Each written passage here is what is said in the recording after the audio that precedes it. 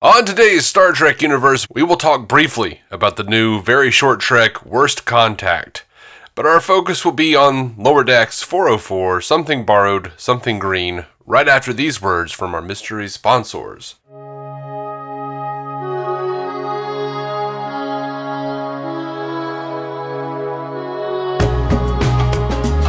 Welcome to Star Trek Universe, the podcast where you get to listen in on two lifelong friends sit and chat about Star Trek.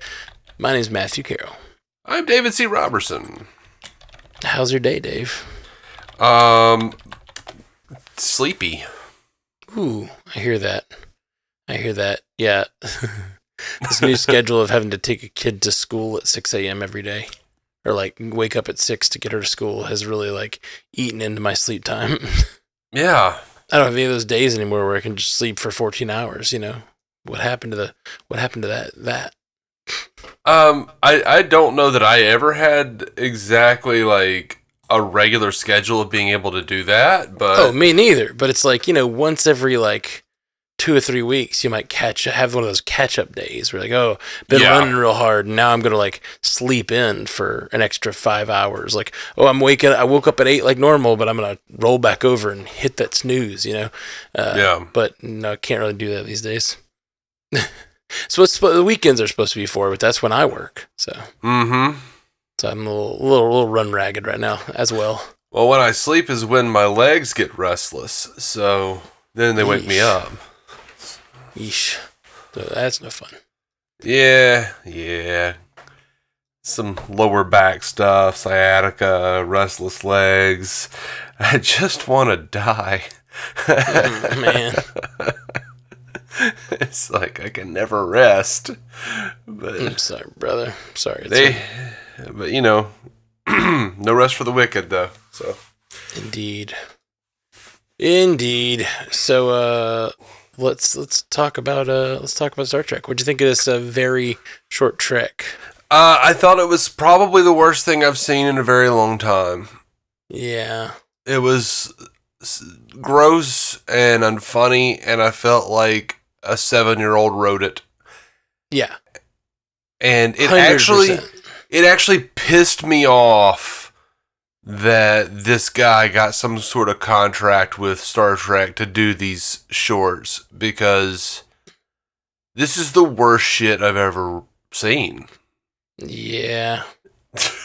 Like, it's like, we mentioned it last week, but it's like, you know, a SNL skit or something inside of Star Trek, which, you know, it's not canon, but still, it just feels not, apropos of the brand, or the, like let outsiders make parodies of your stuff. Like, make your own stuff. Like, if you're going to put something out under the Star Trek banner, like, make it something worth putting out. Why wouldn't they do something, like, interesting, like little flash fiction short treks? Why did it have to be, like, stupid bullshit comedy? Like, why did it have... And it's not even SNL grade. This is, like, Cracked Magazine. Right. I could totally see SNL doing something like this. Like, you know, this is like... There are eras of SNL that this would totally fit in. Yeah, well, you know... We're not talking about right after Lord Michaels left and it was, like, the first new cast and shit. But No. I think there's lots. I think it's the thing about SNL and that sort of stuff is that, like, there's a lot of bad, like, skits in there. Yeah. But when you think back at what you like, there's a lot of great stuff. But it's like one episode will have one great skit and like 6 or 7 terrible ones. And it's like, you know, they just kind of wash over you, and you just don't... They have the benefit of, in hindsight, you only really remember the ones that were worth remembering. Yeah. SNL was always the best whenever you were a teenager. Yeah, that's what they say. That is what they say, and that's true. I think here lately they've gotten a little more... And it kind of breaks the format a little bit, but they've gotten a little more like I will forever love Weekend Update. I still love it, like even you know, every bit as much as I did when I was a kid, and I still love like the like the stuff the hosts do is often very like fun, like this up top stuff. So there's always like stuff for kind of everybody that I think can be mixed in there. But yeah, like a lot of the skits, the dumber skits, are hard to like after you grow up. Yeah, sometimes, yeah. I'm just not in the camp of feeling like SNL sucks and it hasn't been good in years. Like, no, it was never great. Right. But it was not Mad TV. Right. Which is what this very short trek feels more like. Yeah, I could totally see that. We're just like, boogers and pubes. Like, okay. Cool, man. Yeah, like, again, this is a thing that I could totally see someone, like, making a cartoon and putting on YouTube, like, hey, look, it's Star Trek-like characters. But, yeah, it's just, like, again, it's just not for me. Like, I'm sure there's somebody out there that, like, thinks it's amazing that Jonathan Frakes is voicing this and stuff. But, like, to me, watching it, I'm like, this feels just, like, lowering their talents to do something, like, that is just too silly or whatever. I don't know. Yeah. And she called him Bill, but she never did on the show. Like, I didn't get, was that a joke? I don't know. It was weird. It was a weird thing. Anyway. Yeah, yay, that's not canon. Moving along.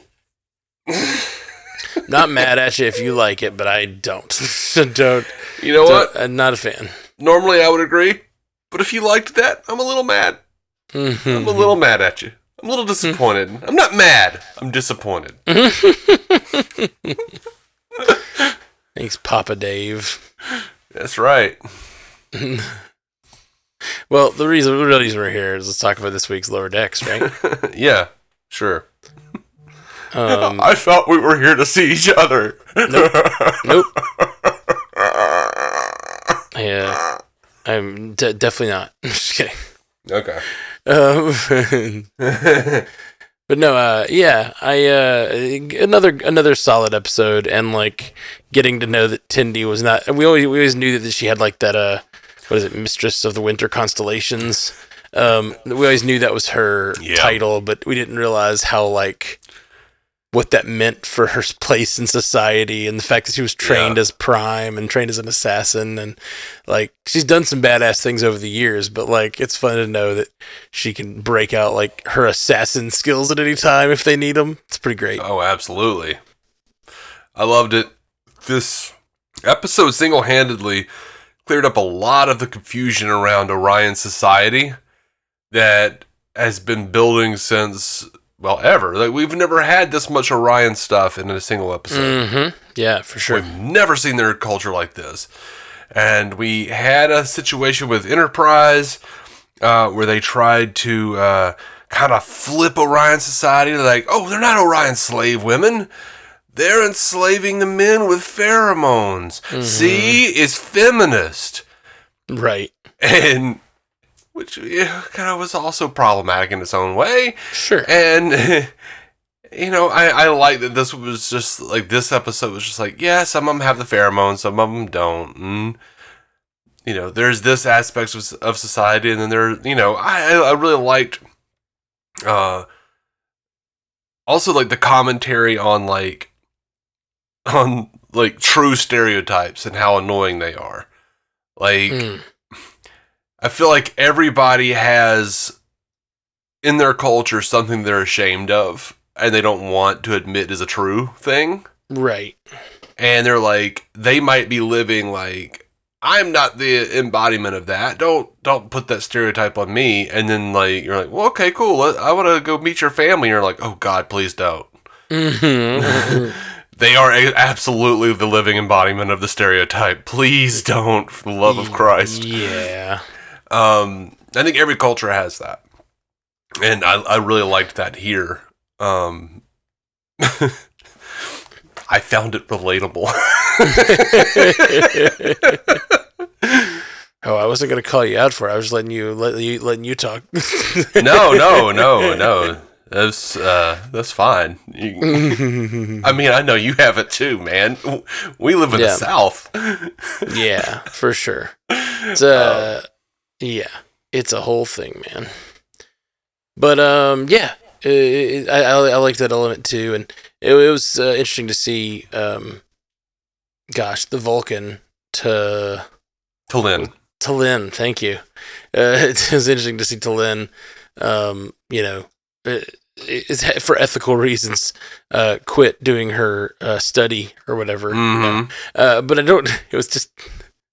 This is a stupid quibble because I know it's a cartoon and it's totally fine. But like throwing the pad out the window instead of just like deleting your report or like deciding not to report it. You know what I mean? Like why'd you throw the pad out the window? That was weird. That was weird. Like it was a nice concept, but if you had ethical reasons doing the report, you can just say, I'm not going to do the report. You don't have to destroy it and then pretend it was corrupted. If you just don't have to do the report. Like, I don't know, it was weird. Yeah. Weird moment. Yeah, it is weird. It was almost as weird, and this is a common thing. This is a common thing they do in cartoons, or even just normal shows. But when her sister pops in, and she's like, more like you did do, and she was like, Erica, and it goes to commercial. I in no way ever have, like, in real life heard or done this where, a family member or a friend pops out and says something, and I go, Brittany! Right. Like, I feel like they should have just, like, deadpanned had her and been like, oh, cool. Okay, so this is my sister, Jerica. Yeah, I hear that. But it's also like, yeah, I think if you... I just hate it. I just hate that trope. Yeah, I hear that. But if you take that issue with this show, it's kind of like, what are you even doing? It is that cartoon show, that does like the over the top reactions and stuff. I mean, Boiler screams and runs away all the time. Like, I know. It's that show. So I think like that's one of those. Yeah, you just gotta give it to it, Yeah, I normally do, but I just kind of felt like, oh God, I'm so tired of that. I just got to mention it every once in a while. I'll be like, oh, please. On the hope that one of the writers hears me sometime and goes like, oh my God, he's right. The other storyline was so stupid. Like, I enjoyed the Mark Twain stuff. It was really silly. Yeah, it was great. But it's so stupid to try. And I like that it didn't work. Like, it all worked for me. I like that whole other second plot line too. But it was so stupid. Like them trying to get the captain and the two captains to like dress up as Mark Twain, like when neither of them are buying into it or have any connection to the character, or like the alien doesn't even know who this guy is. Like, why am I wearing this costume? Like, it just made no sense whatsoever. Yeah. And they called it out. Like, it was just a really stupid thing. I loved how stupid it was. Yeah, it was really stupid, and I don't necessarily buy that they would have realistically gotten so far as to be in costume in the holodeck. Right. Yeah. Exactly. Well, like, try. I could see. Yeah. I can see the alien like not knowing their customs or something, and like coming in and like, okay, I guess I'll put this on. I guess I'll do this thing. It's part of your customs. He doesn't seem like that agreeable of a dude though, so like I don't know why he agreed to all of that. But I don't why they thought it was a good idea to ask the captain to do that, and why the captain would just go with it is so dumb. It's dumb on every level. It was just like pure hubris on their part. Like, it worked for us. This is a magic cure-all for disagreements. Yeah, exactly. It's really dumb. It is super, super dumb. But I laughed, and I laughed at everything they were saying as Mark Twain. Me too. I am but a crumb on the biscuit of your intellect, or whatever it was he said. Yeah.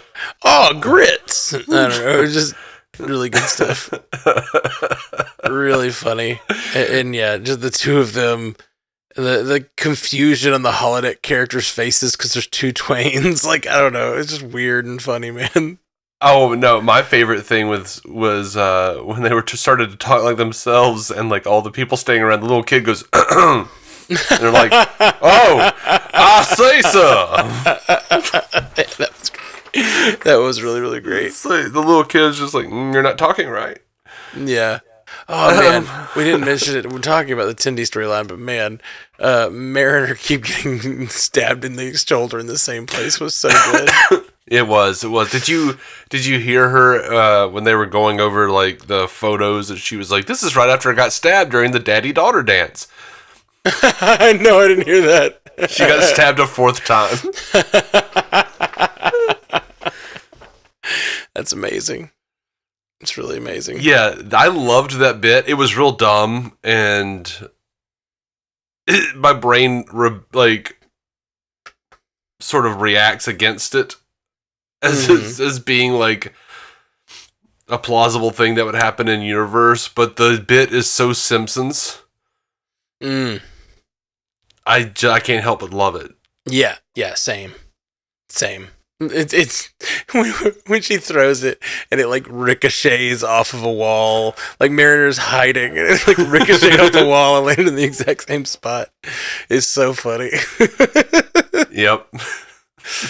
It's all this episode is kind of Lower Decks doing its thing at its best. Like, I don't know, last week, or 2 weeks ago, we talked about the Tuvix episode, and that sort of like had me asking these questions, like, like I wanted more out of this ethical thing, and blah, blah, blah. I just don't know, man. Like, I'm always thinking that like I want it to hit into those more, but I think like it works best when it just avoids them completely. You know what I mean? Like they just don't like. There's nothing in this episode that even brings up a good ethical question. Like it's good. This show should be, and I think I'm settling on this slowly. Like I think the show that works its best because when they do the big ethical things, I always feel like they don't go far enough. I'm always kind of frustrated by it.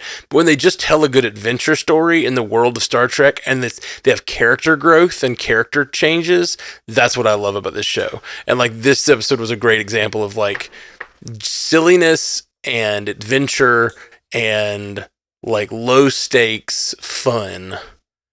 Anytime they try to dabble in like the stakes of other shows, I'm always kind of like, you're just not going to be able to. Unless they just go for it. I wish they would like every once in a while take a swing, and make like a really solid episode that really gets meaty, or just like do this kind of episode all the time because this episode is stupid and fun and adventurous, and I like it.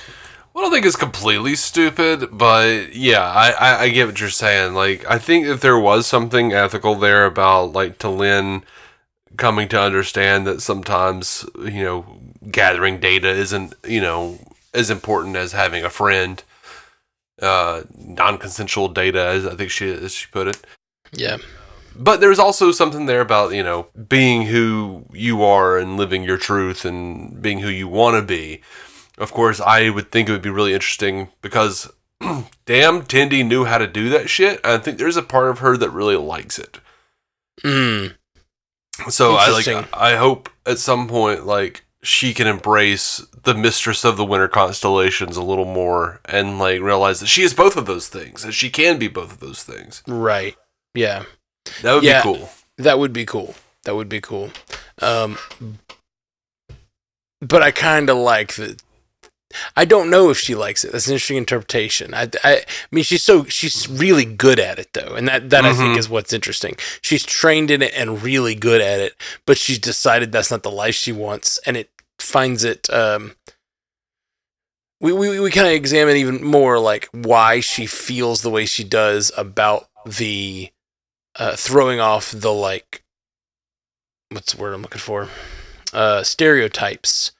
Throwing off the stereotypes of the Orions and trying to like, not make people think that of them, think that they're all pirates, because she's a kind of a rare exception. You know what I mean? Like even we found out like the ones that she's trying to, she's almost like this single-handedly trying to like say like to her people, we can be more. Like we're not just that, and I don't want to be that, and like. Part of the reason she feels strongly is because even in her culture, she was being told, this is what you're supposed to be, this is what you're supposed to be, and she decided not to be that. And I think that's neat, and it really ties in well with the way she feels all throughout. Yeah, and maybe I'm probably reading it wrong. I might be reading it wrong completely. Like it does. Like at times, it seems like the character is sort of into it, but she might have just like thrown herself into it because that's what the character does. She just learns everything she can and moves on.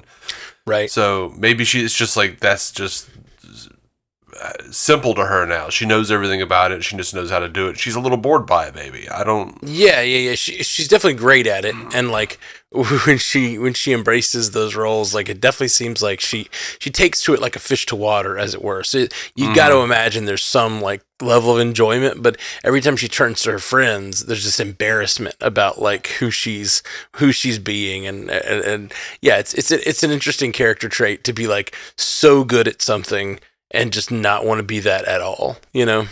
Mm-hmm. And I liked when she said, I'm just really sad that you guys are seeing the real me. Like, no, the real you is the one that geeks out about science all the time. That you are who you choose to be. Like, it's a good message. I like that a lot. Yeah. So yeah, what else you got about this episode, man? Nothing. Anything? Nothing at all. Well, I love that they were banned from playing Mark Twain, and now they are doing Mozart's with dueling harpsichords. Yeah, this instrument is hard. And by the way, that was Ariel Winter playing Derica. That's the girl who was the youngest daughter in Modern Family, if you remember that. Oh, yeah, that makes sense. I kind of hear that now. We got some feedback from Stu. Sweet. Throw it at me. Let's hear it. Let's hear what Stu's got to say. Stu has a email here with the title "Sexy Nonsense." Hello. I love that. I love the like. Please come in. Get lascivious.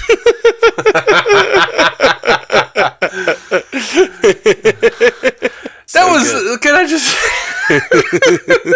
I was kind of grossed out. Like they're like, "Oh, I'm hooked on the moans." I loved it. Like, I loved it. Oh my god! Just like it's because when he like, but it seemed it was interesting because it seemed like there's. Sorry, Stu. We started to do your feedback and then we were just diving back into something. No. He reminded us that it's good. Yeah, like the whole. Stu's like, Jesus! I just said hi. It was interesting, like, because when she used the stuff, the serum that like deactivated the moans, like a bunch of the guys left or whatever. But at the same time, there's the one guy was like clearly like choosing to be there. He's like, I just needed to like drown myself in the moans or whatever. I don't know. It's kind of interesting. Yeah, but they just kept talking about their stink and stuff. I was like, ugh. Yeah. You ain't had to say it like that. You ain't had to say it like that, man. I liked it. Come on. I thought it was interesting that that lady was like, Tendi never had the stink, but she never needed it. Men fell at her feet. I'm like, oh my god. Yeah. Well, shit. Maybe that's why she likes Rutherford, because he's so clueless and doesn't do that. Yeah, for sure. All right, so Stu says, hello. They should do a cold open where the pack leads blow themselves up before the mysterious ship has a chance to. 1000% yes. Yeah. By the way, I'm now on board with your theory officially. Like, I think they're doing like they're gonna do like Lower Deck Secret Wars or some shit. Like, oh, interesting. Because they keep showing these like lower deckers who are trying to like move up in the ranks. I think they're being teleported someplace, and all the lower deckers are gonna like have to come together and do something. All right, cool. That's what I think. Neat. Yeah. I don't remember what part of that was my theory, but yeah, I dig it. That they were teleporting the crews away and doing something with them. Oh yeah, we talked about how there's no bodies there. Yeah. It's very possible they're all alive somewhere. Mm-hmm. Come to think about it, I don't recall ever seeing Orions in Star Trek during the TNG to Voyager era before. Really? Me either. Interesting. Seems like they at least would have been seen or mentioned somewhere in there. I think they were mentioned, maybe. I feel like Mariner's repeated shoulder knife wounds could qualify as karma for when she drunkenly maimed Boimler's leg with a bat'leth in the very first scene of Lower Decks. And it was never brought up again after. I mean, I think there's probably a lot of karma for Mariner beyond that. Ethical reasons for not submitting the report should be enough. Throwing the pad out the ship was illogical. Hey, you guys agreed. Maybe you're the same person. Nah, man. It's all you. No. No. Stu says, I thought this was a very enjoyable one that speaks for itself, hence me not saying much as usual. Also kind of tired after several days of dealing with a toothache that's robbed me of quite a bit of sleep. Oh, I'm sorry, Stu. Dang, bud. That sucks. It is weird because my tooth has been hurting. Like, seriously, that's weird. Like, yesterday, like, it hasn't been, like, several days, but it's like, yesterday, my front tooth started hurting. It's not doing it today. It was just, like, I think one of those weird sinus things, but it's still weird. Yeah, that's really weird, man. It's really totally evidence for the case, man. No! Yeah. Stu says we really don't know as much about the Orions as we could, for how they're kind of seen as one of the more iconic races of the TOS era, so exploring them in Tendi's backstory a bit was was welcome. The Brutherford stuff, the Brutherford stuff was the most B-plot ever, especially in its sudden resolution, but it was fun seeing the characters act like that. I do wish the ongoing background plot with the mystery ship was getting some more momentum, though, and with it being mentioned by the characters in relation to Orion, I was maybe expecting something tied in more. Otherwise, another good episode. Yeah, Stewie. Yeah, that's a good point. When you do these, and I mean, I guess this is a slight ramp up. Like we saw it in the first episode, and then we see it in the second episode happen again. And so it's like, okay, that's just the same thing twice. And at least this time it happened, and then we heard about it. So it's a little bit of a movement forward. But you definitely want, like, I don't know, like actual progression of that storyline. We're not getting it. We're not getting that yet. Yeah, no progression so far.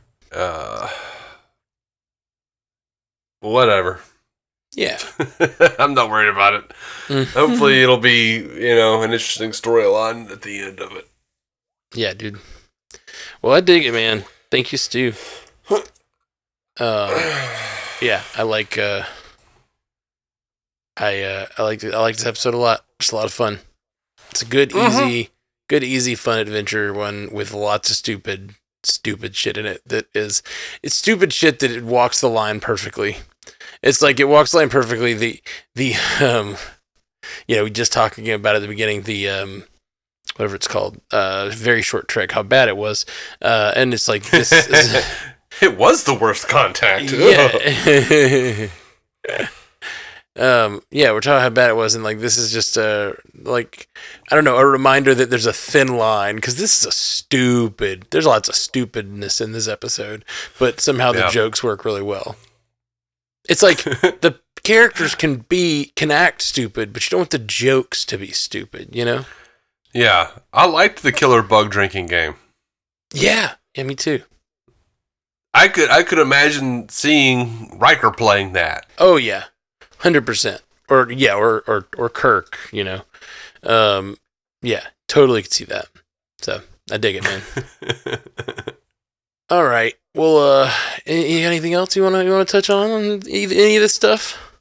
Effie and I just recorded 2 more episodes of our original series reviews. Yeah. And I'll post the next one on Monday. Sweet, man. Well, want to give this one room to breathe. Yeah, sounds good. We'll be back next week. Talk about these. Are they gonna be dropping those very short treks every week? How long are those gonna go on? Not too long. I don't remember though. Yeah, I don't know. Let's see. Let's look this up. How many of those awful very short treks will there be?